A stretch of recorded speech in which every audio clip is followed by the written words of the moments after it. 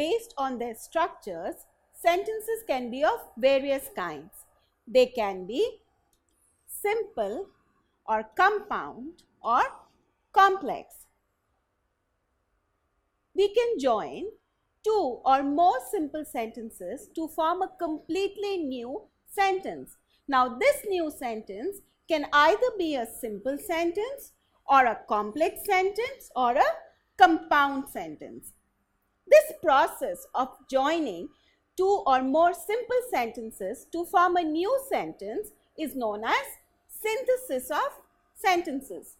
Today, we shall learn how we can join two simple sentences to form a completely new simple sentence. So, what are the features of a simple sentence? We have already learned that a simple sentence has one main clause, it has no subordinate clause and has one finite verb. So, when we are joining two simple sentences to form another simple sentence, we are essentially joining one independent clause with a finite verb with another independent clause having a finite verb to form a simple sentence which should be having one independent clause and one finite verb. So, to combine two independent clauses or simple sentences into a single simple sentence, we have to ensure that the new sentence has only one finite verb. Why is that so? Let us try to understand again. We are joining an independent clause with a finite verb with another independent clause having another finite verb. But when we join these two sentences, we have to form a simple sentence which can have only one finite verb. So, we have to actually change any of these finite verbs to its non-finite form when we join the two sentences. So, we have to change the finite verb of any one clause. Let us look at these two simple sentences. The thief jumped over the fence, he ran away. Now, we have two simple sentences or two independent clauses here. Let us identify the finite verbs here. Jumped and ran. Now, when we join both these clauses to form a simple sentence, we have to change one of these verbs into its non-finite form and we have to join both the clauses in such a way that we have one independent clause. How will we do that? We will say, jumping over the fence, the thief ran away. So, what have we actually done here? We have taken the finite verb jumped and we have changed it to its participle form. We have changed jumped to jumping. So, what do we have? Jumping over the fence, the thief ran away. So, we have only one finite verb ran in this sentence. So, what have we done? We have combined both the clauses to form one independent clause. Jumping over the fence, the thief ran away. And this independent clause now has only one finite verb, ran. So, this sentence is a simple sentence. Now, if we say, running away, the thief jumped over the fence. Would this sentence be a correct sentence? No, this sentence would not be a correct sentence because this is not telling us what is the correct sequence of action. The thief jumped over the fence first and then ran away. So, we cannot say running away, the thief jumped over the fence. The meaning is changed. So, we cannot join the sentences in this way. She was walking in the garden. A dog chased her. Now, can we join both these sentences using a participle like in the earlier example? Can we say, walking in the garden, a dog chased her? No, this does not make sense and we cannot join the sentences in this way. Let us understand why we cannot join the sentences in this way. Now, both these sentences have two different subjects. In the first case, she is the subject. In the second case, a dog is the subject. So, when we have two simple sentences or two main clauses with different subjects, we cannot use a participle in such a case to join both these sentences or clauses. But if we had the sentences like, she was walking in the garden, she was chased by a dog. In these two sentences, the subject remains the same, she. Now, these two sentences we can join using a participle and make a new simple sentence. So, we can say, walking in the garden, she was chased by a dog. So, what have we done here? We have removed the was. We have said, walking in the garden, she was chased by a dog. And we have only one finite verb here, was chased. Hence, this sentence is a simple sentence. We could have also written it as, she was chased by a dog while walking in the garden. In this case also, we have one finite verb, was chased, and while walking in the garden is just telling us the time. So, we have joined both these clauses to form a simple sentence. She heard the news, she started crying. Let us identify the finite verbs in these two clauses, heard and started. So, we have to change any one finite verb to its non-finite verb when we join both the sentences. How will we do that? We will write, hearing the news, she started crying. So, we have changed the finite verb heard to its participle form hearing. Hearing the news, she started crying. So, this sentence has only one finite verb, started. You can also join this sentence as, on hearing the news, she started crying. The police arrived, the mob dispersed. So, how will we join these two simple sentences? We will join them as, the police having arrived, the mob dispersed. So, what have we used in this case? In this case, we have used the absolute construction.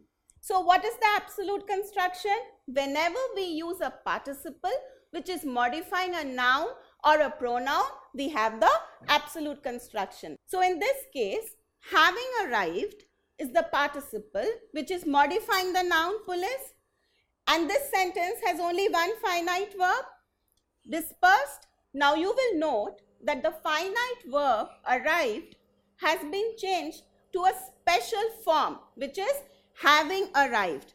Now, this part actually has the present participle having along with the past participle arrived. So, this is a special construction of the participle, and this construction is modifying the noun police. So, this is absolute construction, and we have our simple sentence, the police having arrived, the mob dispersed. It was a rainy day, we had to cancel the picnic. Now, here also we have two finite verbs, was and had. So, how will we join both these sentences to form another simple sentence? We will again use the absolute construction and join it as, it being a rainy day, we had to cancel the picnic. So, it being a rainy day is our absolute construction here.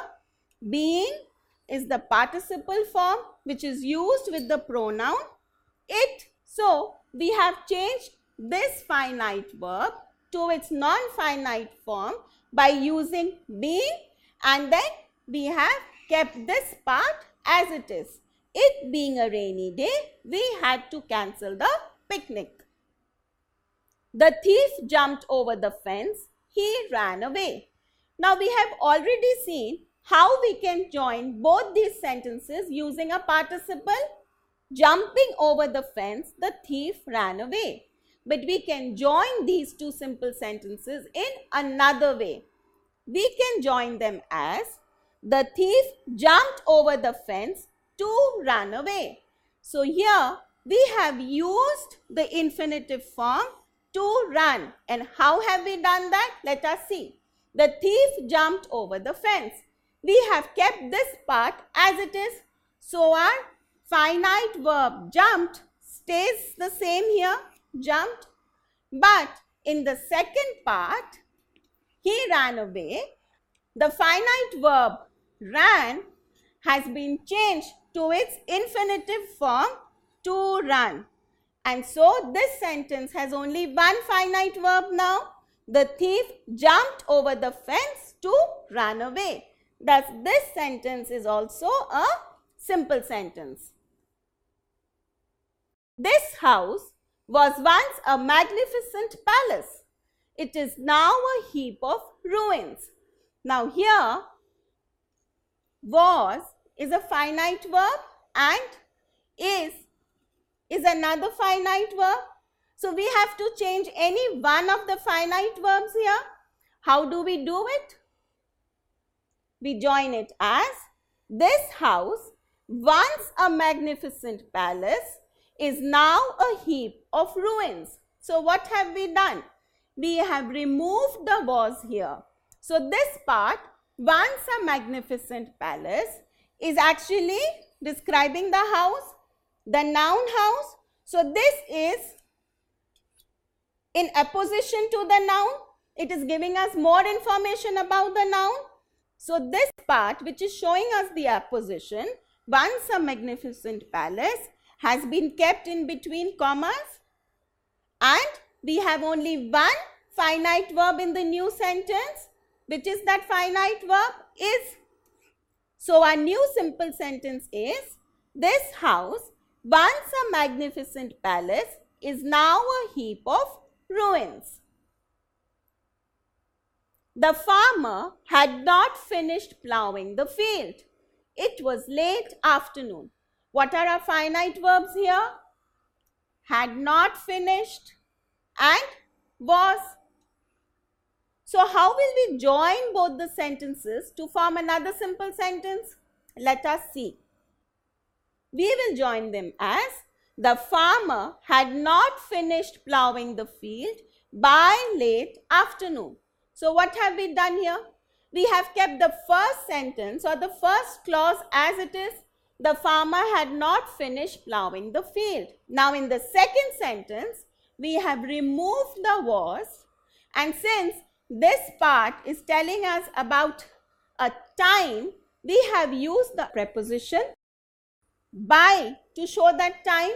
So our new sentence becomes, the farmer had not finished plowing the field by late afternoon. So this sentence has only one finite verb. What is that finite verb? Had not finished. Remember, plowing is not a finite verb here. It's the ing form of the verb. So the farmer had not finished plowing the field by late afternoon is another simple sentence. The train is very late. It is usual. So how will we join both these main clauses to form another simple sentence? We will join them as, it is usual of the train to be very late. Now this construction is a little different, but in these cases, this is how we do it. So what we do is, we keep this part as it is. It is usual. What is usual? Of the train to be very late. So it is usual of the train to be very late. So here also we have only one finite verb, is. Now we can join these two sentences or clauses in another way. We can also write, the train is usually very late. Now let us see how this is possible. Now when we say it is usual, we mean usually. So we can replace this entire thing with an adverb, usually. So we have used the train is usually very late. And this sentence has only one finite verb, is. So this is also a simple sentence. Now we have seen how we can join two simple sentences or main clauses to form another simple sentence. In this case, we are going to see how we can join three simple sentences or three main clauses to form a simple sentence. Let us see. The king was arriving. People heard the news. They marched to the palace. Let us first identify the finite verbs in these sentences. So in the first sentence, was arriving is our finite verb. In the second sentence, heard. And in the final sentence, marched. So we have three finite verbs here.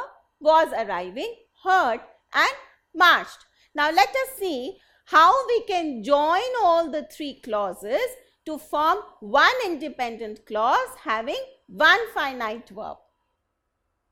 We will join them and write, hearing the news of the king's arrival, people marched to the palace. So what have we done here? In this case, we have changed was arriving to arrival and we have changed heard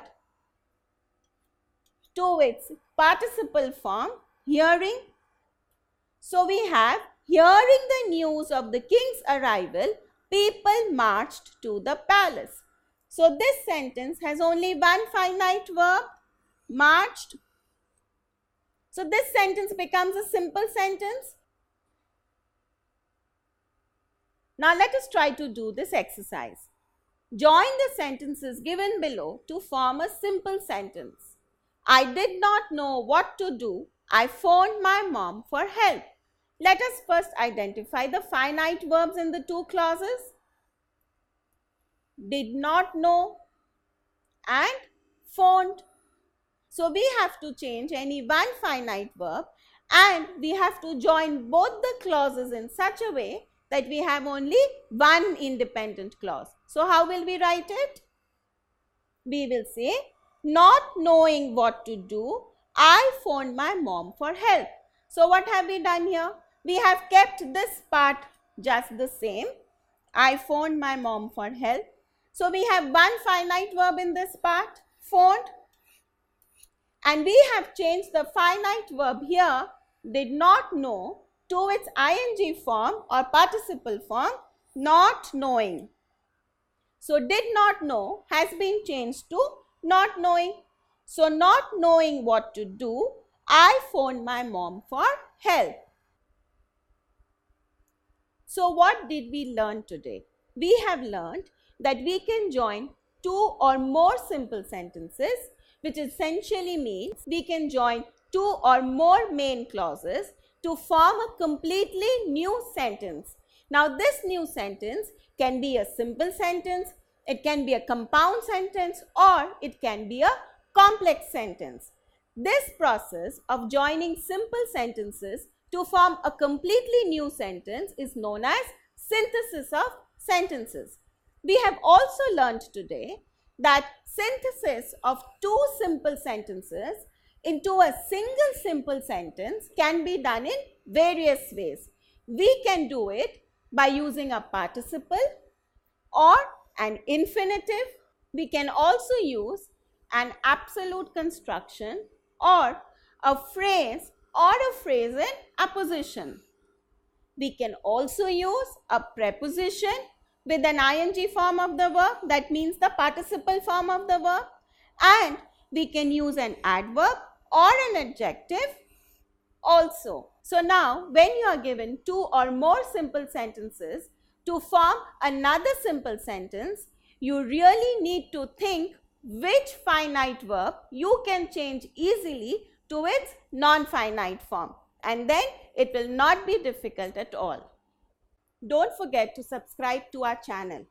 You can also register for free at DeltaStep.com or download the DeltaStep app to get all learning resources as per ICSE, CBSE, IB, Cambridge or any other curriculum.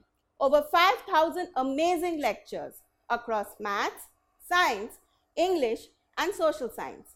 Our unique interactive video technology keeps you engaged, and our iDictionary feature allows you to quickly revise any concept. Master each topic at your own pace with our adaptive practice technology and 1 million plus questions. Get instant answers and detailed solutions. Be exam ready by taking unlimited mock tests, performance analysis with actionable feedback, personal tutors to resolve your slightest of doubts. That's not all.